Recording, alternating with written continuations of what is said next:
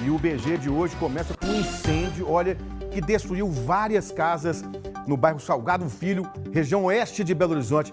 Quem está acompanhando tudo desde cedo é o repórter Azaf Alcântara. Ele chegou no local ainda no início, acompanhou o resgate dramático dos moradores. Foi uma correria.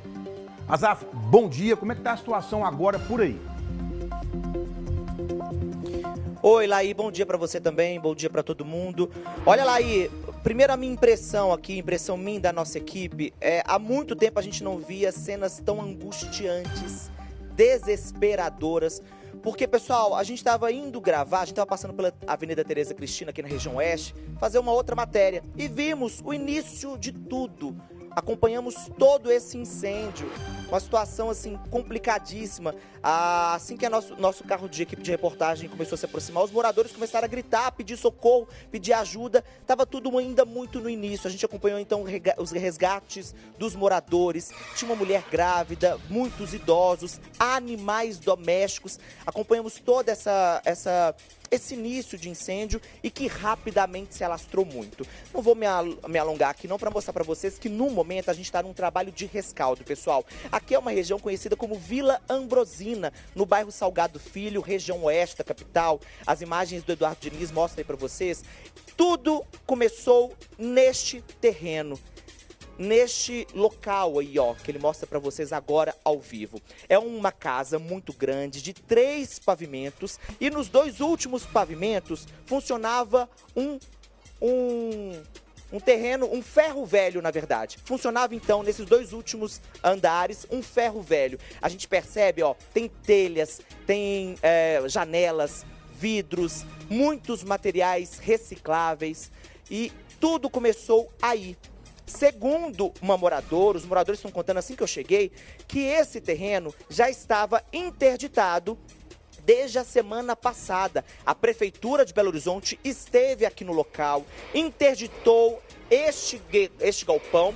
E aí o que chama a atenção, pessoal, que nos 2 últimos andares, então, funcionava esse lata velho, esse ferro velho. E na parte de baixo, vou pedir para o Eduardo mostrar pra gente, existem barracões de aluguel.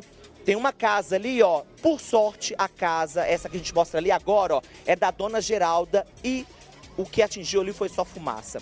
Mas o Corpo de Bombeiros acabou de me dizer que existe risco estrutural em todos esses 3 pavimentos aí, ó, desse terreno que a gente está mostrando. Porque a gente acompanha também desmoronamento de algumas peças, de alguns pedaços. O teto, que é uma telha de amianto, caiu totalmente.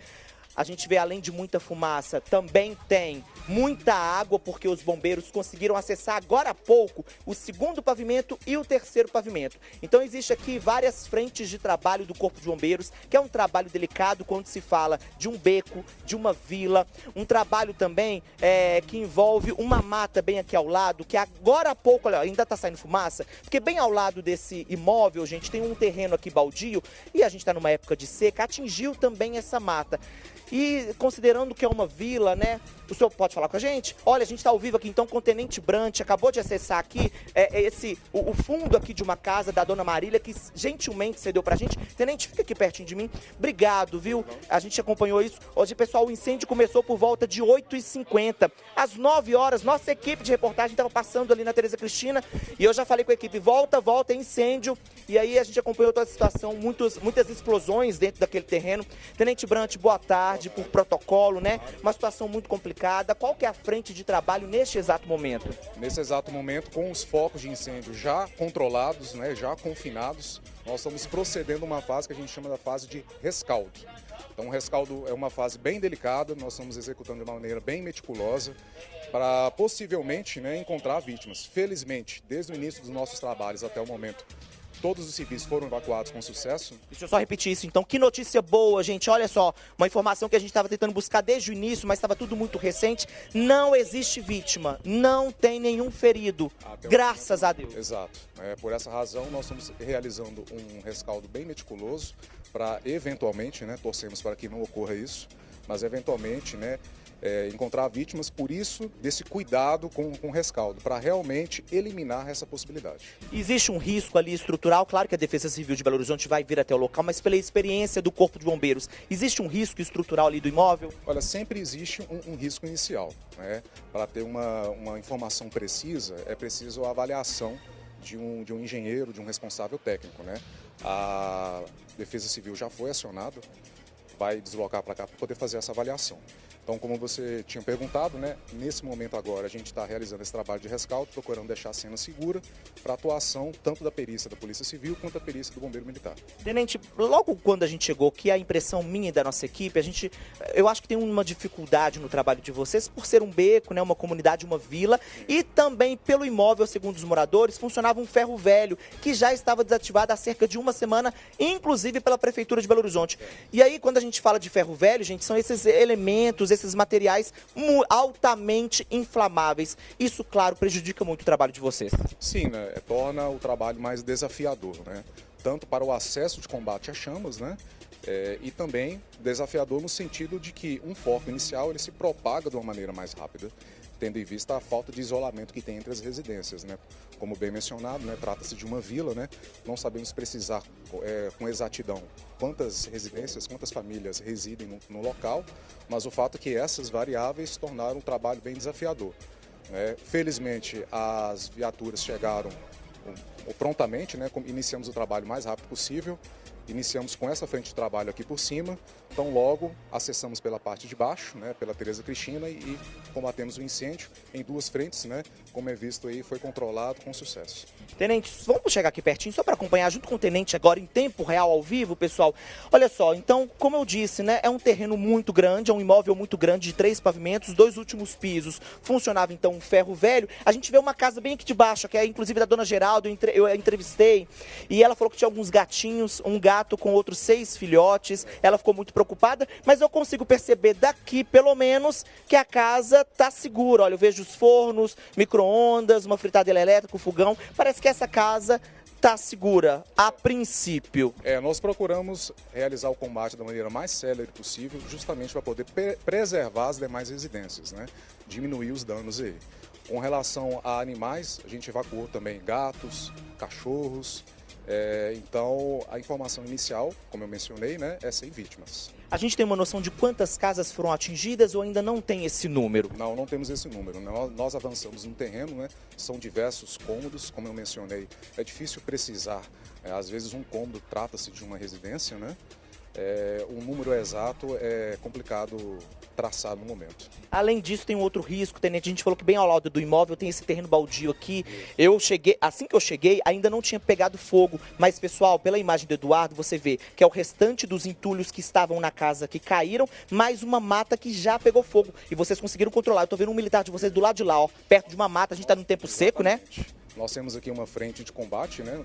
Fizemos, como eu mencionei, foi duas frentes de combate e temos aqui no momento na parte de baixo aqui uma frente para poder defender, né, essa fase de defesa que a gente chama um combate defensivo e possivelmente extinguir qualquer foco de incêndio que venha atingir essa mata aqui.